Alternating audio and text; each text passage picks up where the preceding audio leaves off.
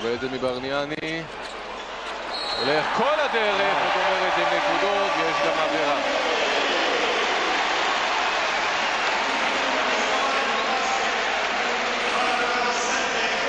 מרקו בלינלי אוהב ללכת ימינה, כשהוא הולך ימינה הוא הולך עד הטבעת, זה היה צריך לסגור, בלודנטל היה צריך להתכופף ולסגור לו את קו הבסיס. שמע, בכל זאת שחקן NBA, שחקן של טורונטו, שחקן שכל הנבחרת האיטלקית הולכת סביבו, אתה לא יכול לאפשר לו את אותו מסדרון וללכת עד הטבעת. והנה אחת הבעיות שראינו של ישראל במשחקי ההכנה, נושא של ריבאונד הגנה, אם הם לוקחים ריבאונד אחרי עונשין. מעלה את איטליה ל-9-3, עיבוד כדור, כל הדרך בלינלי מקפיץ את 4,000 האיטלקים. פסק זמן ראשון של שיבק, 11 איטליה, ישראל רק עם 3.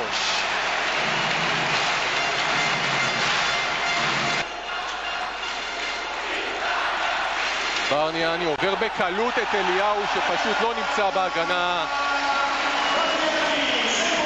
וזה כבר 10 הפרש לאיטליה. כן, אריק מרגיש שיש לו בלינלי, וגרין פשוט נהדר עליו, הוא לא נותן לו לעשות את מה שהוא רוצה. בלינלי עושה את התרגיל והנקודות, איזה שחקן, מרקו בלינלי מטורונטו. שעבר גולדן סטייט.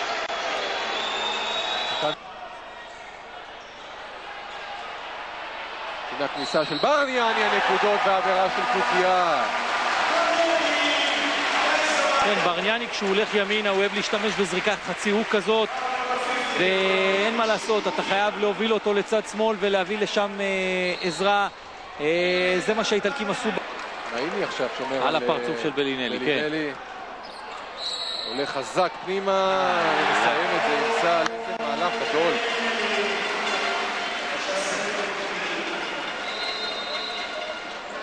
העזרה של קוקיה הגיעה טיפה באיחור, כבר בחדירה הראשונה, כבר בצעד הראשון צריך מישהו לבוא ולעמוד עם גוף, כדי שכמו עם ברניאני בפנים תסתפק אפילו, נדמה לי, לא יודע אם בשידור הזה או במבט אמרת שתסתפק בהפסד של 6-7 נקודות, אבל טוב לבוא, סחטת את זה ממני דקה לפני, כי אני לא רוצה לסגור את המשחק עוד. ברניאני מוציא את זה החוצה, בלינלי, לא לעשות פאול, לפחות אין עבירה במהלך הזה. 10 הפרש, עוד דקה.